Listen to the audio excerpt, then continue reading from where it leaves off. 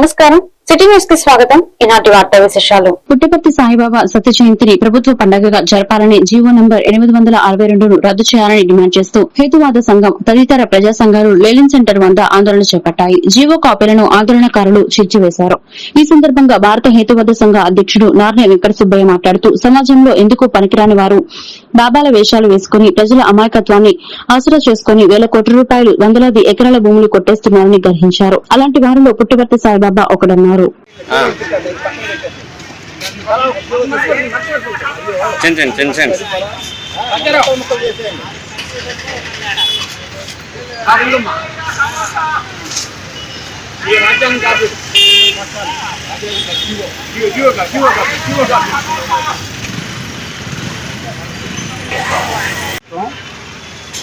రెండు నెలల్లో అంటే రేపు నవంబర్ 23వ తారీఖు పుట్టపర్తి సత్యసాయి బాబా శత జయంతి కార్యక్రమాన్ని ప్రభుత్వ కార్యక్రమంగా నిర్వహించడానికి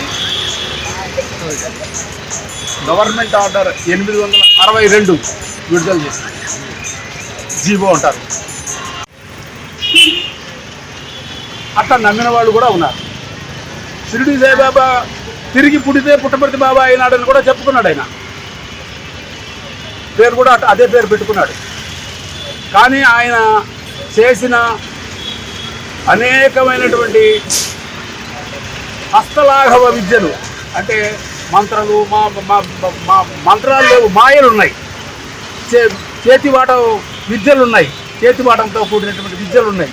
వాటితోటి ఆయన చేసిన వాటిని అవన్నీ అవి ప్రజల్ని మోసం చేయడం అని చాలామంది సైంటిస్టులు అనేక మంది, హుబ్లీ వైస్ ఛాన్సలర్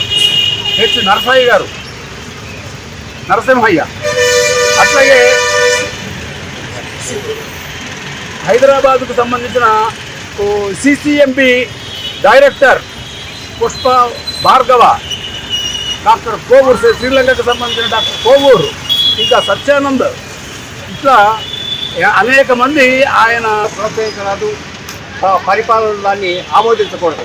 అయితే ఈరోజు మన పాలకులు చాలా దుర్మార్గంగా వ్యవహరిస్తున్న పరిస్థితి మనం గమనిస్తూ ఉన్నాం. మీకు తెలుసు, నూతన పార్లమెంటు భవనం ప్రారంభం రోజు మన దేశ ప్రధాని 100 మంది బేతాళ మంత్రులు తీసుకొచ్చి వాళ్ళకి శాస్త్రాంగ పడ్డాడు, 150 కోట్ల జనాన్ని అవమానపరిచాడు. చాలా సిగ్గుచేటైన విషయం. అంతేకాదు, అదే రకంగా ఈరోజు మన రాష్ట్ర ముఖ్యమంత్రి గారు ఒక మోసకారి చీటర్ అయినటువంటి సత్యసాయి బాబా శత దినోత్సవాన్ని రేపు నవంబర్ 23 జరపటాన్ని ప్రభుత్వ పండుగ నిర్ణయించడం రాజ్యాంగ విరుద్ధం, అప్రజాస్వామికం. మీకు ఇష్టమైతే మీ బాబా మీద మీకు ప్రేమ ఉంటే అధికారులు కానీ నాయకులు కానీ ఆ పుట్టపర్తి సాయిబాబా సమాధికి వెళ్ళి కొట్లాడండి. ఈ ఆందోళనలో యావత్ ప్రజానీకం గమనించాల్సిన ఒక ముఖ్య అంశం ఉంది. భారతదేశంలో అనేక మతాలు ఉన్నాయి, ఎంతోమంది దేవుళ్ళు ఉన్నారు, చాలామంది దేవుళ్ళని నమ్మేటువంటి వాళ్ళు కూడా ఉన్నారు. కానీ భారత రాజ్యాంగం ఏం చెబుతుంది? కులాలు, మతాలు, దైవ సంబంధ నమ్మకాలు అన్నీ కూడా వ్యక్తిగతం. మనది లౌకిక దేశం, ప్రజాస్వామ్యాన్ని పరిరక్షించుకోవాలి. ఈ లౌకిక దేశాన్ని కాపాడుకోవాలంటే మత ఉన్మాదాలను రేకెత్తించేటువంటి ఏ రకమైనటువంటి చర్యల్ని ఎవరూ ఆమోదించకూడదు. దేవుడు ఉన్నాడని నమ్మేవాడిని నమ్మండి, మాకెవరికి అభ్యంతరం లేదు. కానీ దాన్ని ప్రభుత్వం అధికారికంగా చర్యలు తీసుకోవడం మాత్రం పక్కా రాజ్యాంగ విరుద్ధం. యావత్ ప్రజలు కూడా ఈ అంశాన్ని గమనించాలని కోరుతున్నాం. విజయవాడలోని ఆంధ్ర లోయోలా కాలేజీలో కంప్యూటర్ సైన్స్ విభాగం కంప్యూటర్ సైన్స్ ఫెయిర్ 2025 ను నిర్వహించింది. Data science, mobile app development, AI, IoT, cyber security, quantum computing మరియు మరిన్నిటిలో విద్యార్థుల వినూత్న ప్రాజెక్టులను ప్రదర్శించింది. ఈ కార్యక్రమం reverend father principal doctor S Melchior మరియు correspondent reverend father doctor A Rex ఎంజేలో స్ఫూర్తిదాయకమైన ప్రసంగాలతో ప్రారంభమైంది. ఎస్ఏబి నెహ్రూ తదితరులు పాల్గొన్నారు. ఈ సందర్భంగా principal Loyola college computer science విభాగం staff coordinator K Aparna, college విద్యార్థులు మాట్లాడుతూ సమాజంపై కంప్యూటర్ సైన్స్ పెరుగుతున్న ప్రభావాన్ని హైలైట్ చేశారని, ప్రతి సంవత్సరం ఆంధ్ర లోయోలా కాలేజీలో కంప్యూటర్ విద్యార్థులు స్టాఫ్ సహకారంతో ఎగ్జిబిషన్ నిర్వహిస్తున్నారని, విద్యార్థులకు పార్ట్ ఆఫ్ కోర్సులో ఈ ఎగ్జిబిషన్ చాలా ఉపయోగపడుతుందని, ఈ ఎగ్జిబిషన్ ను ఈ కాలేజీ కంప్యూటర్స్ విద్యార్థులే కాకుండా ఏ డిపార్ట్మెంట్ వారైనా వచ్చి చూడొచ్చన్నారు.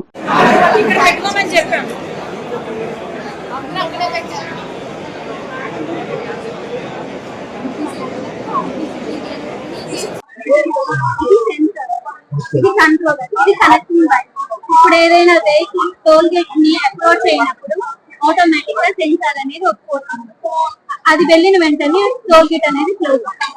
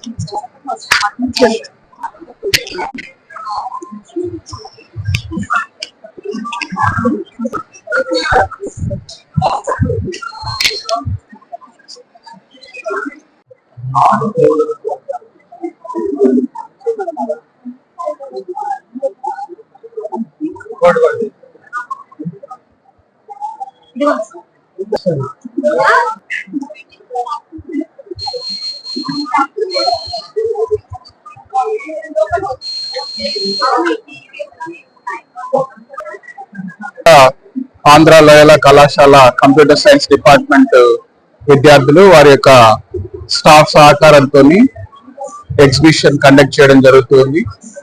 వారు ప్రతి సంవత్సరం కూడా పార్ట్ ఆఫ్ కోర్స్ లో ఈ యొక్క న్యూ మోడల్స్ ని కంప్యూటర్ సైన్స్ లో అభివృద్ధి చెందుతున్నటువంటి టెక్నాలజీని వాళ్ళ ఎగ్జిబిషన్ రూపంలో చూపించడం జరుగుతుంది. ఇది మన కాలేజీ పిల్లలకే కాకుండా కంప్యూటర్ సైన్స్ డిపార్ట్మెంట్ కే కాకుండా ఇతర డిపార్ట్మెంట్స్ వాళ్ళు కూడా వచ్చి ఇక్కడ అది వీక్షించవచ్చు, దీని నుంచి నేర్చుకోవచ్చు. అదేవిధంగా కొంతమంది స్కూల్స్ నుంచి కూడా పిల్లల్ని తీసుకొచ్చి వారికి ఈ యొక్క అవగాహన అనేది ఏర్పరిచే విధంగా వాళ్ళు చేస్తూ ఉన్నారు. ఇది పిల్లల్లో ఒక సృజనాత్మకతను పెంపొందించడానికి, ఎందుకంటే ఈ రోజుల్లో మనకి కంప్యూటర్ సైన్స్ అనేది చాలా అభివృద్ధి చెందుతుంది. ప్రతి ఒక్క రంగంలో కూడా ఈ యొక్క కంప్యూటర్ సైన్స్ అనేది చాలా ఇంపార్టెంట్ ప్రాముఖ్యతను సంపాదించుకుంది. కాబట్టి పిల్లలకి ఇటువంటి exhibition. I'm Aparna, Assistant Professor and Staff Coordinator, Department of Computer Science.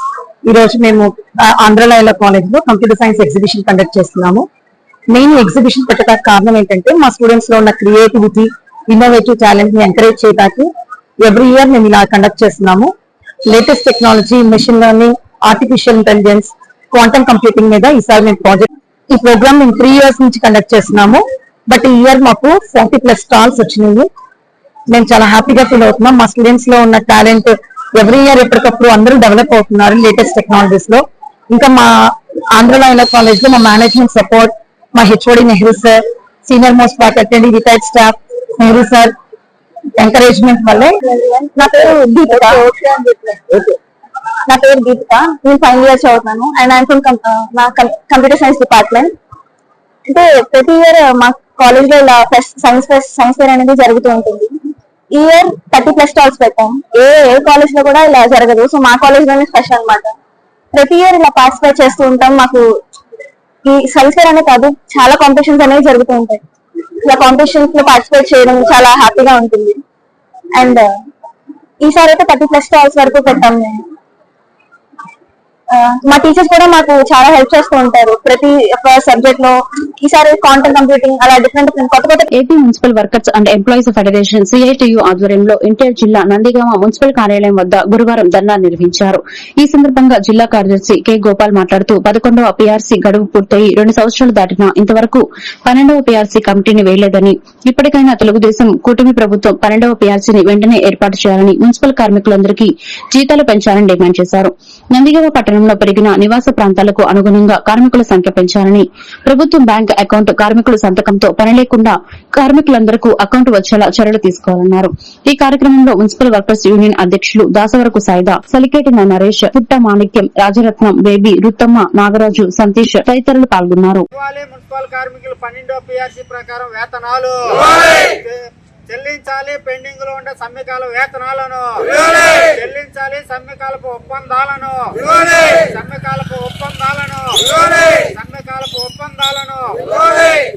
విధుల్లో తీసుకోవాలి. చనిపోయిన వారి స్థానంలో వాళ్ళ కుటుంబ సభ్యులను వేతనాలు పెంచి 2 సంవత్సరాల పైన అవుతా ఉంది. 12వ PRC ఇంతవరకు అమలు చేయాల. 12వ PRC అమలు చేస్తే కార్మికులకు కూడా ప్రభుత్వ ఉద్యోగుల్లాగే ఆ PRC వర్తిస్తుంది. ప్రభుత్వం తక్షణమే 12వ PRC అమలు చేయాలి. అమలు చేసిన దాంట్లో పారిశుద్ధ్య కార్మికులను కూడా వాళ్ళని ఇంక్లూడ్ చేసి వాళ్ళకు కూడా DA పెరిగే విధంగా ప్రభుత్వం చర్యలు తీసుకోవాలని చెప్పేసి మేము కోరుతా ఉన్నాం. అదేవిధంగా దాదాపు 3 సంవత్సరాలు అవుతా ఉంది. పారిశుద్ధ్య కార్మికులు చనిపోతే వాళ్ళ స్థానంలో వాళ్ళ కుటుంబంలో విధుల్లో తీసుకుంటామని చెప్పేసి ప్రభుత్వం సర్క్యులర్ జీవో పాస్ చేసింది. ఇంతవరకు వాళ్ళ కుటుంబ సభ్యులను ఎక్కడా కూడా విధుల్లోకి తీసుకోవట్లా. తక్షణమే విధుల్లోకి తీసుకోవాలని చెప్పేసి మేము డిమాండ్ చేస్తా ఉన్నాం. అదేవిధంగా నందిగాం పట్టణంలో ప్రజలు పెరిగారు, అట్లాగే మొత్తం ఏరియా పెరిగింది, జనాభా సంఖ్య పెరిగింది. కాంట్రాక్ట్ లెక్చరర్స్ క్రమబద్దీకరణ కొరకు విడుదల చేసిన జీవో నెంబర్ 104 ను అమలు చేయాలని మహిళా కాంట్రాక్ట్ లెక్చరర్స్ 36 గంటల ఆవేదన దీక్షను విజయవాడ ధర్నా చౌక్ లో నిర్వహించారు. ఈ సందర్భంగా కాంట్రాక్ట్ లెక్చరర్స్ కొప్పిశెట్టి లతారాణి, దుర్గా మల్లేశ్వరి, మాణిక్యం గోర్లా మాట్లాడుతూ గత ప్రభుత్వం 10,117 మందిని కాంట్రాక్ట్ ఉద్యోగులను రెగ్యులైజేషన్ చేయడానికి నిర్ణయం తీసుకుందని, దీనికోసం గవర్నర్ ఆమోదంతో 114 యాక్ట్ కూడా అమల్లోకి తీసుకొచ్చిందని, 1,117 మందిలో ఇప్పటికే 3,500 మందికి రెగ్యులైజేషన్ చేశారన్నారు. దీనికోసం గవర్నర్ ఆమోదంతో 114 యాక్ట్ కూడా అమల్లోకి తీసుకొచ్చిందని, 10,117 మందిలో ఇప్పటికే 3,500 మందిని రెగ్యులైజేషన్ చేశారన్నారు. రెగ్యులైజ్ చేసిన వారిలో forest, medical and health, social, tribal welfare ఉన్నాయన్నారు. మే నెల నుండి మాకు జీతాలు ఇవ్వకుండా మమ్మల్ని రోడ్డున పడేశారన్నారు. ఈ కార్యక్రమంలో ఆంధ్రప్రదేశ్ లోని అన్ని జిల్లాల నుండి కాంట్రాక్ట్ ఉద్యోగులు పాల్గొన్నారు.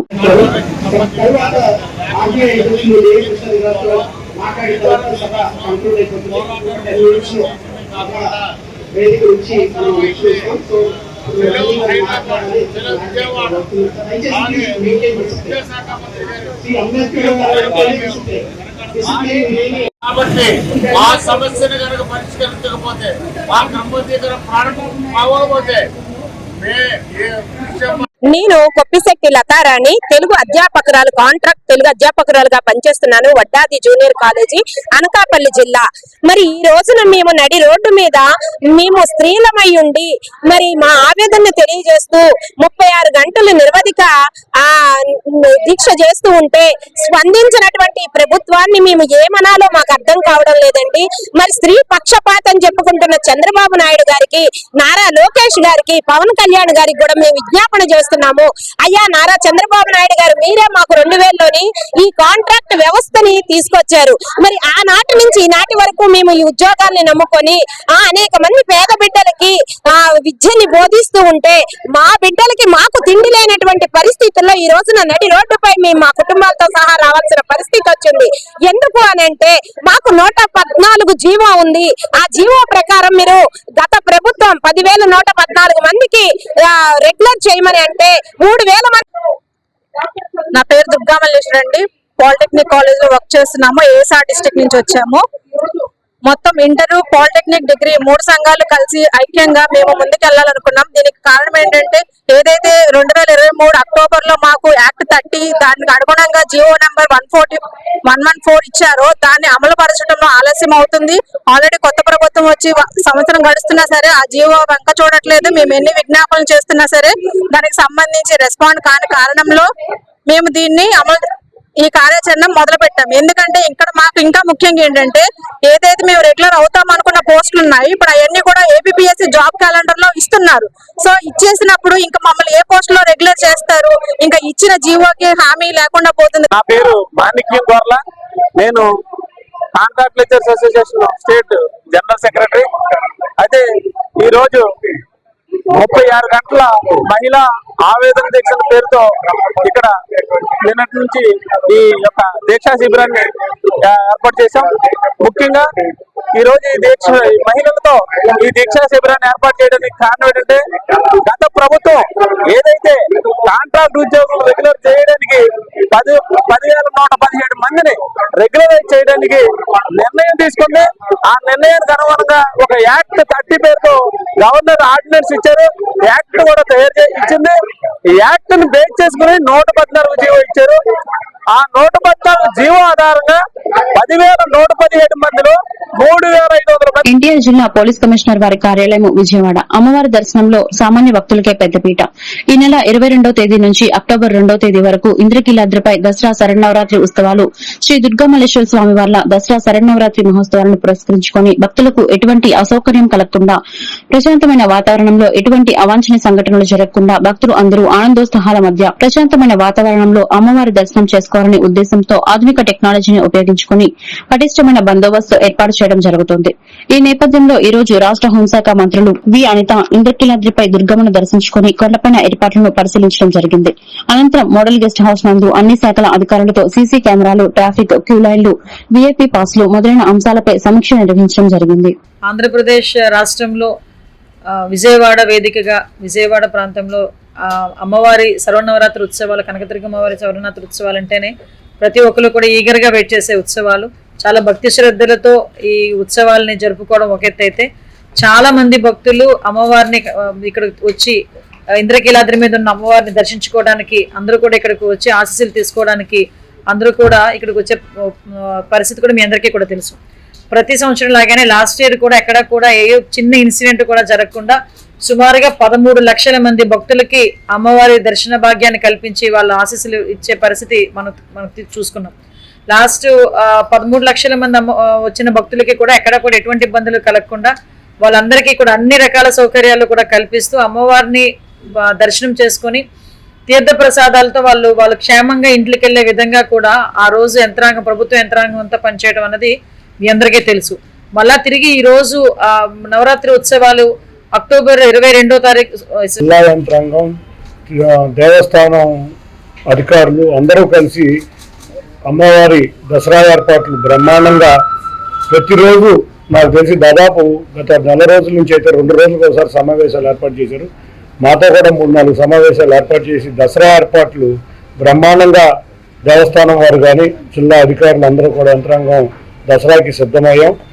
దానిలో భాగంగా ఇవాళ మనం చూస్తే అమ్మవారి దర్శనానికి పోయిన సంవత్సరం కన్నా భారీగా భక్తులు ఈసారి వచ్చే అవకాశం ఉంది. ఎందుకంటే కూటమి ప్రభుత్వం అధికారంలో రాగానే మహిళలకు ఉచిత బస్సు ఇవ్వటం వల్ల ఆ ఉచిత బస్సు వినియోగించుకుని ఎంతోమంది భక్తులు వస్తారని మాకు అంచనాలు ఉన్నాయి. ఈ అంచనాలకు అనుగుణంగానే ఇక్కడ ఉన్న కలెక్టర్ గారు కానీ, కమిషనర్ గారు కానీ, ఈఓ గారు కానీ అందరూ కూడా దానికి తగ్గట్లు ఏర్పాట్లు చేయడం జరుగుతుంది. ఈ ఏర్పాట్లలో భాగంగా మనం గతంలో వరదలు వచ్చింది, డబుల్ లెంత్లో క్యూ లైన్ ఏర్పాటు చేశాము. ఈసారి అన్నదాన సత్రం కూడా కొత్త అన్నదాన సత్రం వచ్చింది కాబట్టి అక్కడ కూడా మనకు చాలా వెసులుబాటు ఉంటుంది. తర్వాత ఈసారి ఆపరేషన్ కమాండ్ కంట్రోల్ ఏదైతే ఉందో దీన్ని పోయినసారి మనము ఫస్ట్ టైం 2024లో ఫస్ట్ టైం దీన్ని ఆపరేషనలైజ్ చేసాం. అంతకుముందు కూడా ఊరికే నామకే వార్స్ ఒక కంట్రోల్ రూమ్ ఉండేది. అయితే పోయినసారి అన్ని డిపార్ట్మెంట్స్, అన్ని శాఖల సమన్వయంతో ప్రతి ఒక్క ప్రతినిధి కూడా, ప్రతి ఒక్క డిపార్ట్మెంట్స్ ప్రతినిధి కూడా ఈ ఆపరేషన్ కమాండ్ కంట్రోల్ ఉన్నట్టు ఎటువంటి సమన్వయ లోపం లేకుండా లాస్టింగ్ చేశాము. అది ఈసారి ఇంకా బాగా, పోయినసారి 2-3 డిపార్ట్మెంట్స్ మిస్ అయినాయి. ఈసారి కొంత వారిని కూడా కలుపుకొని భక్తులకి అన్ని సేవలు అందించడానికి సమాయత్తం అవుతున్నాము. అదేవిధంగా ఈసారి టెక్నాలజీ పరంగా మీకు అందరూ తెలుసు, ఎన్టీఆర్ పోలీస్ కమిషనరేట్ కృష్ణా జిల్లా గుడివాడ ఎన్టీఆర్ స్టేడియంలో రాష్ట్ర స్థాయి ఓపెనింగ్ ఇన్విటేషన్ బాస్కెట్బాల్ పోటీలు ఈ నెల 27వ తేదీ నుంచి 29వ తేదీ వరకు నిర్వహిస్తున్నామని stadium vice chairman Elavarthi Srinivasarao తెలియజేశారు. పాల్గొన్న జట్లకు భోజన వసతి సౌకర్యాలతో పాటు గెలుపొందిన వారికి నగదు ప్రోత్సాహక బహుమతులు ఉన్నాయని, ప్రస్తుతం ఎన్టీఆర్ స్టేడియంలో కోచ్గా పనిచేస్తున్న జె మల్లికార్జునరావు జాతీయ స్థాయి బాస్కెట్బాల్ పోటీలకు సెలెక్ట్ అయ్యారని, మన గుడివాడకు రాష్ట్రానికి ఎంతో పేరు సంపాదించారని ఆయనకు అభినందనలు తెలియజేశారు.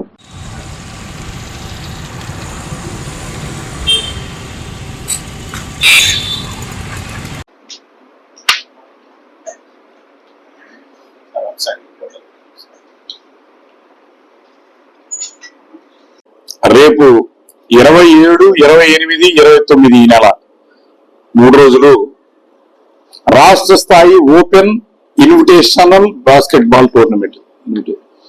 సో స్టేట్ లెవెల్లో జరిగేటటువంటి బాస్కెట్బాల్ టోర్నమెంట్లు జరుగుతూ ఉన్నది. ఇక్కడ వివిధ స్థాయిల్లో అత్యుత్తమ క్రీడా నైపుణ్యం కలిగినటువంటి క్రీడాకారులు అందరూ కూడా పాల్గొనబోతా ఉన్నారు. చాలా ప్రతిష్టాత్మకంగా, చాలా పెద్ద ఎత్తున సుమారుగా 200 మంది క్రీడాకారులు ఈ పోటీలో పాల్గొంటా ఉన్నారు. ఇది నిర్వహించబోతా ఉన్నాం ఈ నెల 27, 28, 29. 27వ తారీఖున state where housing corporation chairman రావి వెంకటేశ్వరరావు, ఆయన స్వతహాగా బాస్కెట్బాల్ క్రీడాకారుడు, ఆయన ముఖ్య అతిథిగా ఈ పోటీలు ప్రారంభిస్తా ఉన్నారు. అత్యంత ప్రతిష్టాత్మకంగా చాలా పెద్ద ఎత్తున బహుమతులు ఇస్తున్నాం. దీంట్లో నగదు బహుమతులు కూడా ఉన్నాయి. ఇవన్నీ కూడా 29వ తారీఖున, రేపు 20, 21వ తారీఖులో 2 రోజులు బ్రహ్మాండమైనటువంటి వెయిట్ లిఫ్టింగ్ పోటీలు జరుగుతూ ఉన్నాయి. చెస్ నిర్వహించాం. తర్వాత ఇప్పుడు స్టేట్ లెవెల్లో బాస్కెట్ బాల్ పోటీలు కూడా నిర్వహిస్తా ఉన్నాం. మరి ముఖ్యంగా మాకు ఎవరైతే బాస్కెట్ బాల్ కి సంబంధించి కోచ్ ఉన్నాడో ఇక్కడ, మరి మల్లికార్జునరావు కనకమాల ఉన్నాడు, ఆయన కోచ్. ఈయన రేపు అక్టోబర్ 4 నుంచి 10వ తారీఖు వరకు ఉత్తరాఖండ్ లో డెహ్రాడూన్ లో జరిగేటటువంటి 50th sub juniors national level basketball పోటీలకి జాతీయ స్థాయిలో రెఫరీగా ఎన్నికయ్యాడు. గవర్నమెంట్ కూడా చాలా బ్రహ్మాండంగా జరుగుద్ది. స్టేట్ లెవెల్ అందరూ వస్తా ఉన్నారు. ప్రజలందరూ కూడా కనుక్కోవాలి. అందరికీ కూడా చాలా పెద్ద ఎత్తున బడ్జెట్ తో వాళ్ళందరికీ 3 రోజులు ఈ 200 మంది క్రీడాకారులకు కావాల్సినటువంటి భోజన సదుపాయాలు, వాళ్ళు ఉండటానికి కావాల్సిన వసతులు, ఎవ్రీథింగ్. మరి మంచి రిఫరీస్, ఒక 14 మంది రిఫరీస్ పెడుతున్నాం దీని అందరికీ కూడా. అట్లాగే మరి మా స్టేడియం కోచ్ మల్లికార్జునరావు కూడా మనస్ఫూర్తిగా ఎన్టీఆర్ స్టేడియం తరఫున అభినందిస్తా ఉన్నాం. జిల్లా మచిలీపట్నం పార్లమెంట్ సభ్యులు వల్లభనేని బాలశౌరి పుట్టినరోజు సందర్భంగా గుడివాడ జనసేన పార్టీ ఇన్ఛార్జ్ బోరిగడ్డ శ్రీకాంత్ ఆధ్వర్యంలో పార్టీ కార్యాలయంలో ఘనంగా నిర్వహించారు. ఇన్ఛార్జ్ శ్రీకాంత్ మాట్లాడుతూ గుడివాడ చిరకాల వంచ అయినటువంటి రైల్వే ఫ్లైఓవర్ బ్రిడ్జ్ నిర్మాణానికి కృషి చేశారని, గుడివాడ విజయవాడ రోడ్డు నిర్మాణానికి కేంద్ర మంత్రి గడ్కరీతో మాట్లాడి ప్రపోజల్ పెట్టారని, ఎంపీ తన పార్లమెంట్ పరిధిలో అనేక అభివృద్ది కార్యక్రమాలకు విశేషంగా కృషి చేస్తున్నారని ఆయనకు ధన్యవాదాలు తెలిపి కేక్ కట్ చేసి శుభాకాంక్షలు తెలియజేశారు. ఈ కార్యక్రమంలో మజ్జి శ్రీనివాసరావు, వేమూరు త్రినాథ్, జనసేన పార్టీ నాయకులు, కార్యకర్తలు తదితరులు పాల్గొన్నారు.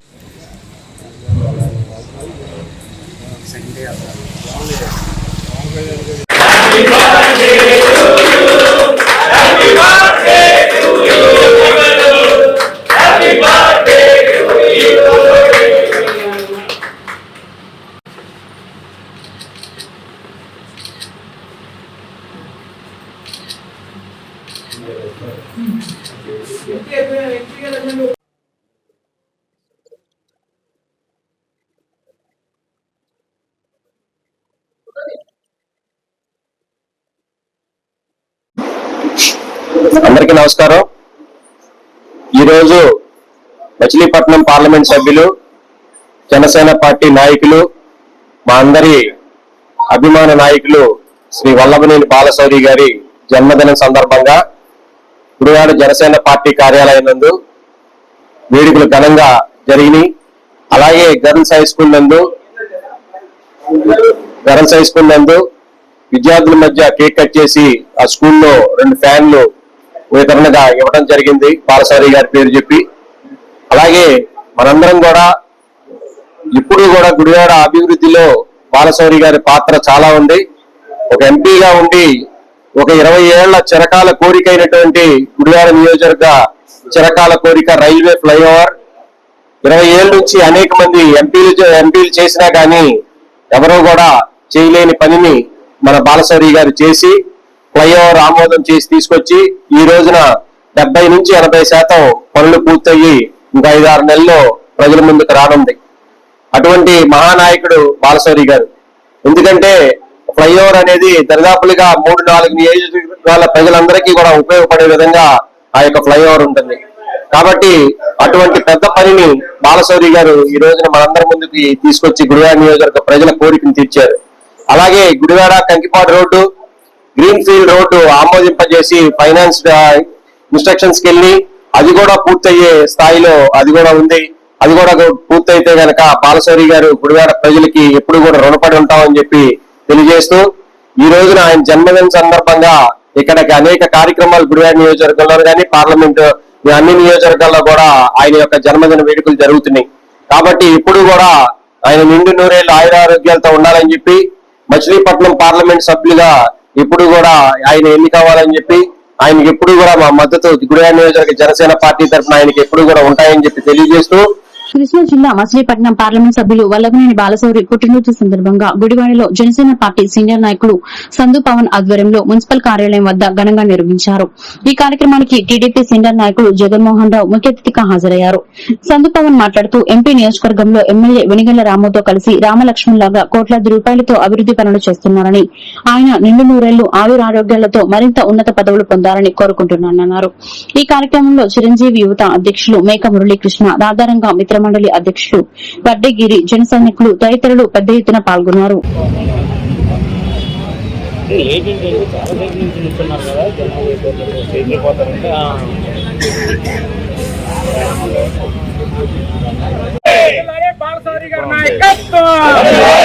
నాయకుడు బాలశౌరి గారు,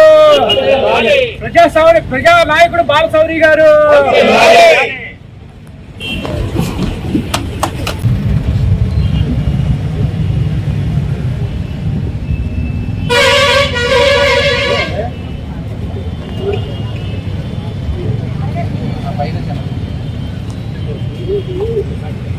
రండి రండి.